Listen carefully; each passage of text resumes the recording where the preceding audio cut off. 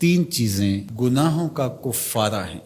فَإِسْبَاغُ الْوُضُوءِ فِي الصَّبَرَاتِ، جھاڑے میں ٹھنڈے موسم میں پورا وضو کرنا ہے، مکمل اہتمام کے ساتھ وضو کرنا موسم سرما میں، یہ گناہوں کو مٹا ڈالتا ہے۔ اور دوسری چیز ارشاد فرمائی وَإِنْتِظَارُ الصَّلَاةِ بَعْدَ الصَّلَاةِ، ایک نماز کے بعد دوسری نماز کا انتظار کرنے بیٹھ جانا، کہ عصر پڑھ لی اب مغرب پڑھ کے جائیں گے، مغرب پڑھی اب عشاء پڑھ کے جائیں گے، تو ایک نماز کے بعد دوسری نماز کا انتظار۔ حضرت عبداللہ ابن عباس رضی اللہ تعالیٰ عنہ فرماتے ہیں کہ حضور فرماتے ہیں کہ میں نے اپنے رب کی زیارت کی۔ حضرت عبداللہ ابن عباس فرماتے ہیں کہ میرا گمان ہے کہ یہ حضور کسی خواب کی کہانی سنا رہے ہیں۔ تو ارشاد فرمایا کہ جب میں نے اپنے رب کی زیارت کی تو میرے رب نے مجھے کہا کہ یہ فرشتے جو ملائے اعلیٰ میں بحث کر رہے ہیں یہ کس امر میں گفتگو کر رہے ہیں، فرشتے کسی معاملے میں تکرار کر رہے تھے، تو ان کی گفتگو کس عنوان سے ہے؟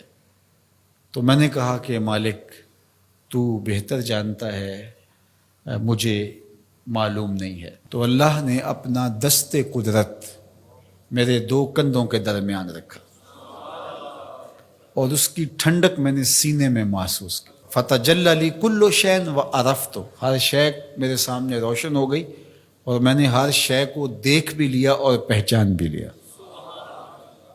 تو پھر میرے رب نے کہا کہ اب بتاؤ، تو ظاہر ہے اس کا دست قدرت میرے دو کندھوں کے درمیان آیا اور ہر شے میرے سامنے آ گئی۔ تو میں نے عرض کی یا اللہ یہ کفارات اور درجات کے بارے میں آپس میں بحث کر رہے ہیں، اور وہ کفارات کیا ہے؟ المکث فی المساجد بعد الصلاۃ، نماز کے بعد مسجدوں میں رک جانا کہ دوسری نماز پڑھ کے جائیں گے۔ اس پر فرشتے ملائے اعلیٰ میں، عالم بالا میں بیٹھ کے گفتگو کر رہے ہیں۔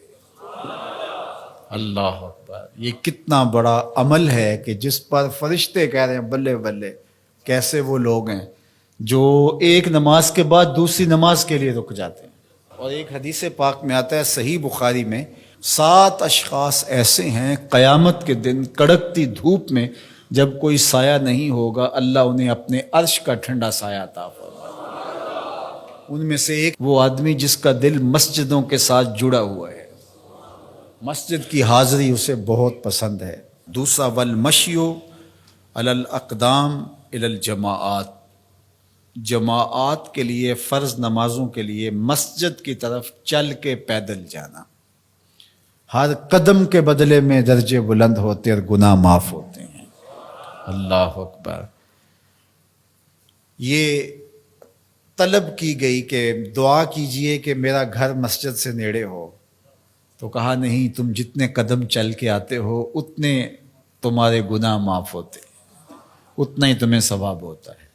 تو یہ چل کر کے آنا گناہوں کا کفارہ ہے۔ تیسری چیز ارشاد فرمائی کہ وَإِسْبَاغُ الْوُضُوءِ فِي الْمَكَارِهِ، مشکل صورتحال میں وضو پورا کرنا، اور وہ سردیوں کے اندر مشکل ہوتا ہے کہ پانی بہت ٹھنڈا ہے، تو اس وقت بندہ کہتا ہے چلو ایک دفعہ بھی گزر ہو جائے گی، اگر ایک دفعہ بھی چہرہ دھو لیں گے وضو تو ہو جائے گا، لیکن سنت طریقے سے 3 بار ہی دھونا، اور 3 بار ہی جو ہے وہ پاؤں دھونے، اور 3 بار ہی باقی اعضاء دھونے، تو یہ مشکل ہوگا وضو میں ٹھنڈے پانی سے۔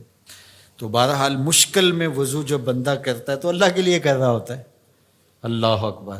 تو اللہ تعالیٰ کو یہ بڑا پسند ہے، اس سے اللہ گناہ ختم کر دیتا ہے اللہ۔ تو یہ 3 چیزیں کفارات میں سے ہیں، یہ گناہوں کو مٹانے والی چیزیں ہیں۔